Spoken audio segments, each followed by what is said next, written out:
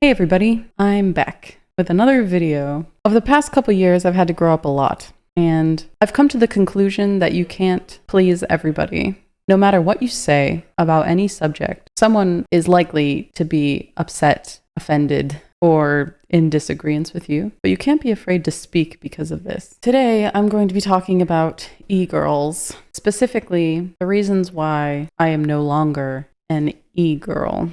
I've wanted to make this video for a long time, but I have been reticent because I honestly was concerned about the backlash and hatred I might get, just vitriolic malice from keyboard warriors who are unwilling to understand different points of view. But I think it's an important subject to talk about. Some of you might understand where I'm coming from. Some of you might not. You know that song, E-Girls Are Ruining My Life? I think everybody thought it was some kind of ironic statement, but arguably, e-girl culture is ruining elements of people's lives. And I'm going to talk about why, since I used to be one. I'm making this video partly because I feel like it is my responsibility to call out this behavior and take accountability for enabling this culture myself and being an active negative contributor without knowing the very real world implications, detriments, and consequences that such actions can have and how it hurts women and men collectively for different reasons.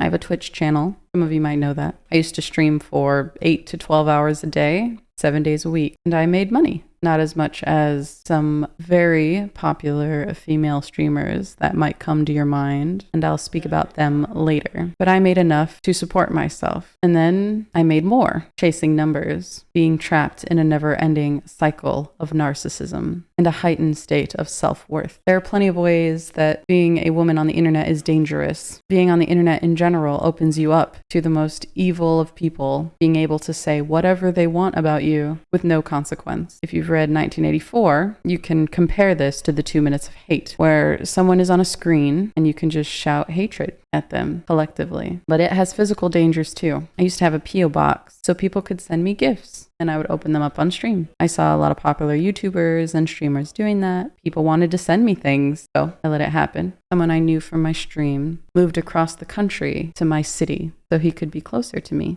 Being a longtime supporter, this didn't terrify me. The culture of Twitch makes you want to tear down boundaries. The thing about streaming is that it's so personal. People want to know everything about you. What'd you have for dinner? What are you doing this holiday? What are you doing this weekend? Where are you from? I was putting myself in danger by just having a P.O. box with my zip code, and I had no idea. This idea of a pseudo relationship between someone on a screen and someone in a chat can turn to an unhealthy obsession very quickly. I once had a supporter that would sell his plasma to be able to tier 3 sub, and though I told him that that's unnecessary and not to do that, I couldn't stop him, and I wasn't going to refund that sub. This was my full-time job. It was how I supported myself and my mother and my pets at the time. The longer you are a persona on the internet, the faster you disconnect from the real world and your true sense of self. Your life becomes a show for the masses, for your customers, your consumers. Your job is to keep them consuming your content. And the more popular someone becomes, the less they care about you as an individual, because numbers are everything, and you're just one person. A lot of people aren't going to like that I say these things, and maybe people will argue that what I'm saying is not true. They have to do that. If they don't, that goes against the narrative. I've been streaming since 2017, making YouTube content. I love being a content creator. It's what I've always wanted to do. Since I was in elementary school, my dream was to be a movie director and a TV show host. When I learned about streaming, I really thought that I could make it into the world of entertainment. I went to college for media production and management with a minor in theater. But once I started streaming, I didn't really gain any new skills. All these years spent streaming for a long time the same video game with promises of becoming partner, verified status, empty promises from other content creators that they would help me if I just continued their narrative and kept their game popular by streaming it myself and promoting it, by keeping them popular, by rating them, retweeting, clout chasing. Just be active on social media. What's on social media? Women being sexy. And you have people like Amaranth in interviews saying, you could have your tits out. to say, you're not going to have as much money as me. You're not going to be as successful as me, unless you have your breasts available to be seen by the public. Mass gaslighting and grooming. That kind of rhetoric seeps into your mind like a poison. Everyone in this culture has been poisoned. Everyone has poison inside of them. We can't help it. We're inundated with it. Propaganda, sex, political discourse, mob mentality, cancel culture. Social media is poison and is contributing to the thousands of mental illnesses we are experiencing in this modern age. I deleted Snapchat off my phone because I was sick of being readily available for just anyone, and it is for my safety. And if you think that I'm being some kind of self-righteous bigot or whatever, a prude, then that means you would prefer I tear down my boundaries for you. And you should ask yourself, why do you think that everyone should be readily and freely available for you? Why is my safety not important? As a streamer, you are subject to something called trauma dumping, where people will come into your chat and speak about extremely sad personal matters, because streaming is free therapy when it's not practice for flirting. And yeah, I flirted back, trying to be cute and make money. And I realized that's not good. So I'm sorry I contributed to that, and I won't again. It's not fair to me, and it's not fair to the people who are paying for fake attention. It is not all my responsibility either. You should not support someone just because you are attracted to them. This culture opened me up to being preyed on by narcissists, liars, manipulators, sociopaths, and even pedophiles. People who want to tear your walls down just so you can make them feel more validated. It's all about you. You. All the people on the screen think it's all about me. Me. It's a fight of who is either the biggest narcissist or who's the biggest victim. And that's a common theme in our society. This was never my goal, and my dreams were corrupted by internet culture, based in narcissism and hatred for men. I don't hate men, and I don't hate women either for being blind to what they're doing. I was blind to what I was doing, and men are blind to what's being done to them. And some men are blind to what they are doing to women through this. There is equal fault.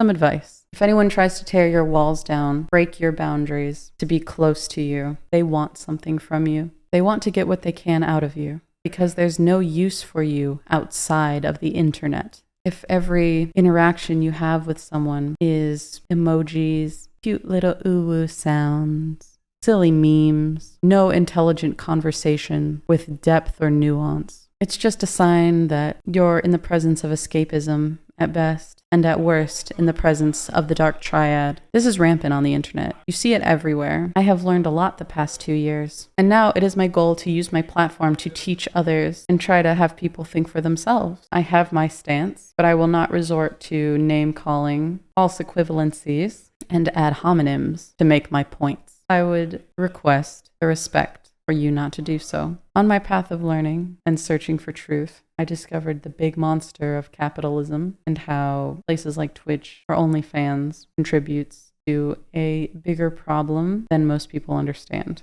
In the internet world, where you have to fight to stay relevant because everything is accelerated at an alarming pace, this shallow way of being has an expiration date. Everyone gets older, looks fade, women will feel competition with each other. They'll be competing for attention and the wallets of men. And men will compete against each other too. Their expiration date is when their money runs out. This is why this symbiotic relationship is toxic.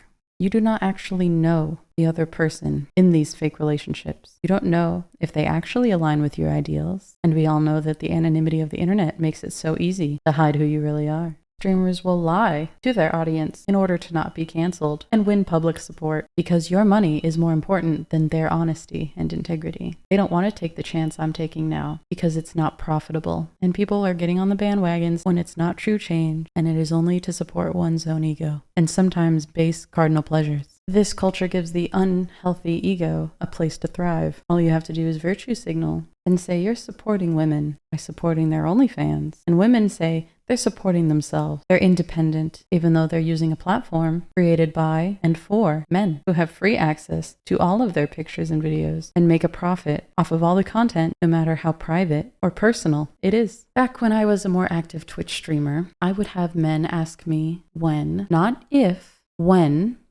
I was going to get an OnlyFans. OnlyFans was created by a very suspicious individual who has suspicious relationships with children. It's no surprise that Twitch has become the site to pick your favorite e-girl to simp for. It's run by Jeff Bezos, who builds value. He's looking to make a profit above all else. So you and the streamers are products. And maybe you're having some cognitive dissonance because a person can feel like such a good person by having this performative activism, the narrative that this is mentally healthy or safe for men and women, or that somehow this will make men respect women more in the long run. This doesn't act towards respecting women because women who do not involve themselves with such activities still get seen as the same and are expected to participate, and men are not respected any more than you would respect an ATM. But our actual commitment to progressivism is only skin deep. As a woman on the internet, my confidence is shot. I realized before my confidence was a mask, my inflated ego. But now, since I have learned so much and have become humbled by my education on these subjects, I have become more self-conscious and anxious and self-aware than ever before. Though people will see this and still try to cut me down further, to try to break me, until I conform to the narrative. But I will not break.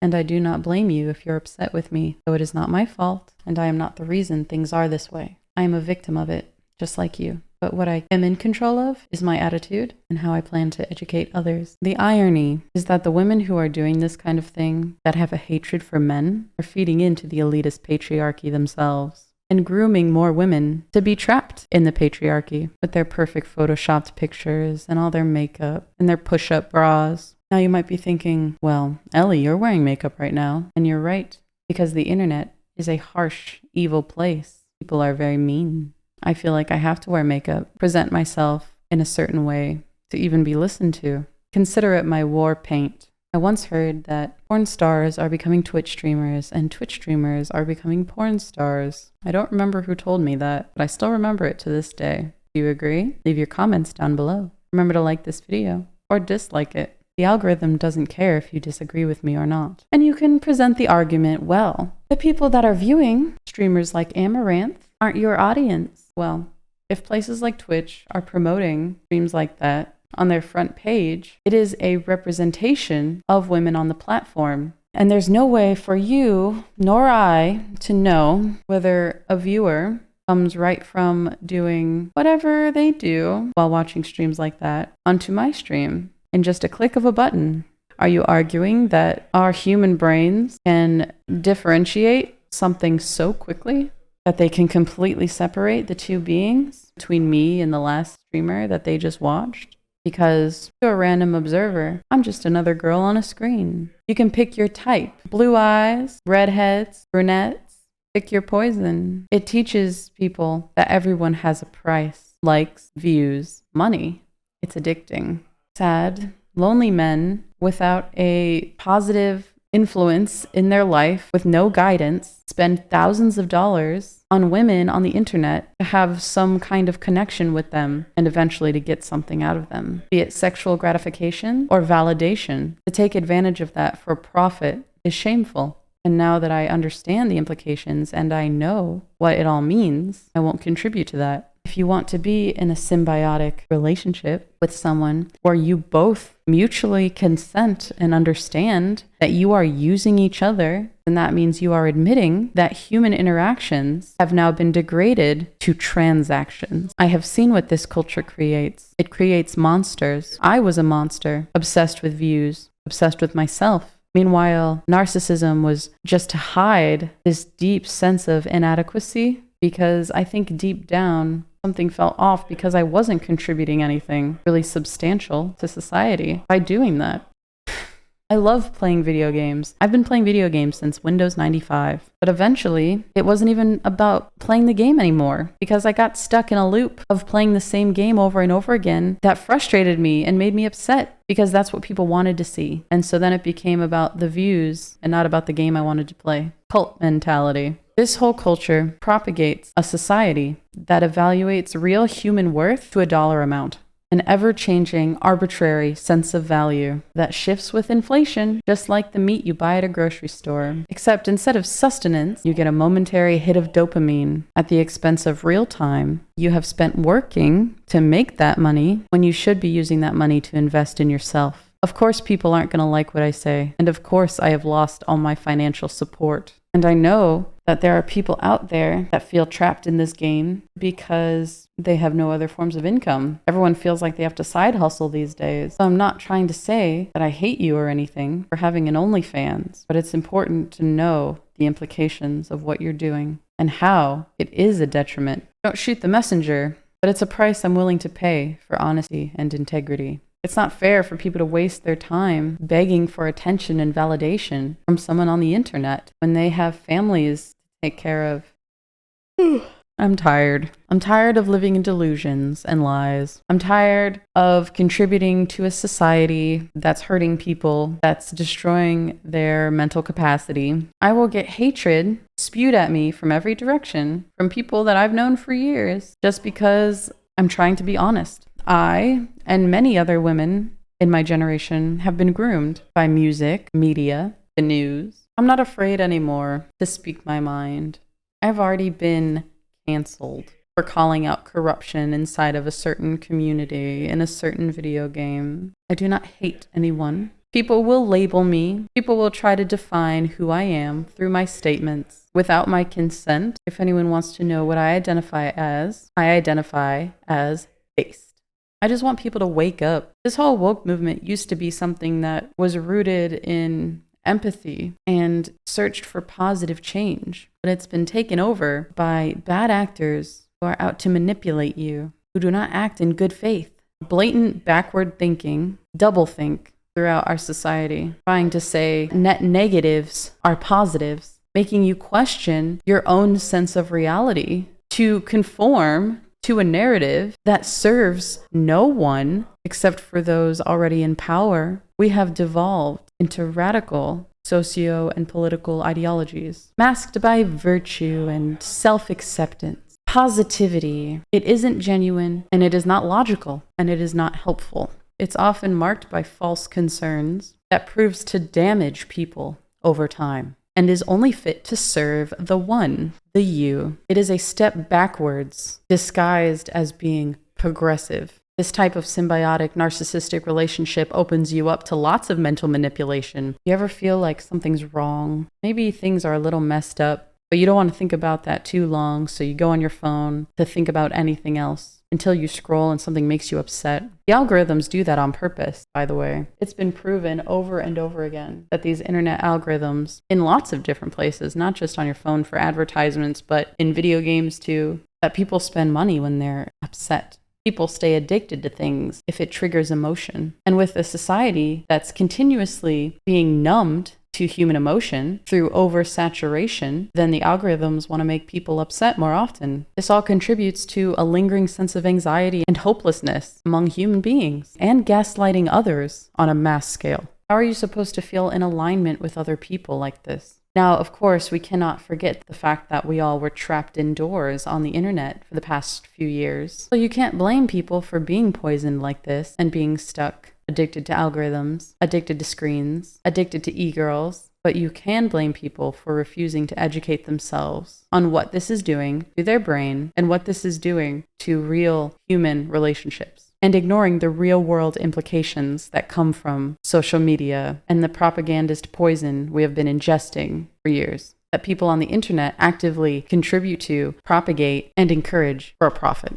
And I expect people to gaslight me about this, to try to make me question my reality, try to make me feel like something is wrong with me and that I'm going crazy just because I'm trying to call this out. Or maybe some of you can sense the corruption. And if we keep being afraid to talk about this corrosion of society, we will continue to be sucked into illusions and flow further away from real solutions. It supports inauthenticity and dishonesty. To be trapped in it and not speak out is a demand for conformity, with no room for healthy debate or intelligent conversations. And I get it. Humans are social creatures, but that need for social interaction has been manipulated and monetized to the point of inauthenticity. And I understand why someone would do it. It's in order to avoid pain and gain a reward in this society that breaks you down, where you feel like you just can't win, where you work so hard for almost nothing compared to these big streamer millionaires who make so much money off of the people that work difficult 9-to-5s. Now, I've never made that much money, and I don't think I ever will. At a certain point, you lose touch with reality if you continue to suppress and disown what is real, what is fact. I'm not making this so I get clout and attention. I'm making this in the hope that it impacts one person positively,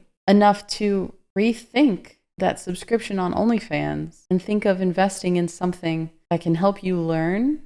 This world has become all about jumping on trends for marketing purposes, places that don't even care about the message that they're trying to support. And I can't help but feel like all this hypocrisy comes from a place of bitter, wounded individuals who feel like life has treated them unfairly. And so that's how they're easily manipulated and get trapped into these thought patterns that are ultimately destructive. So as a result, people will weaponize that resentment and aim it towards me for speaking out about it. When people feel unfairness, they like to blame other people. I don't deserve that. All I can ask is that you respect my argument and don't make me a scapegoat or a fake villain. I'm being brave and trying to help see through the delusions that they have planted in your head. All this culture does is create dysfunctional psychological patterns in people that degrade human thought. Our intelligence suffers when all we do is submit to escapism, satisfaction through a screen, disconnecting from the reality around you. It is very important to look deeply into things to realize what is true. Feelings are important, and yes, you can feel a certain way, but feelings don't always reflect reality. All I can ask is that you not shut down intelligent conversation about this, and therefore halt the evolution of our species. Hi. Okay, I think Sophie is saying it's bedtime, so I am very tired. You're right, Sophie. I hope this was enlightening for you. I am open to any concerns you might have. Feel free to follow me on the links below. Thank you for listening, and I hope this made an impact on you. Hopefully a positive one. See you next time.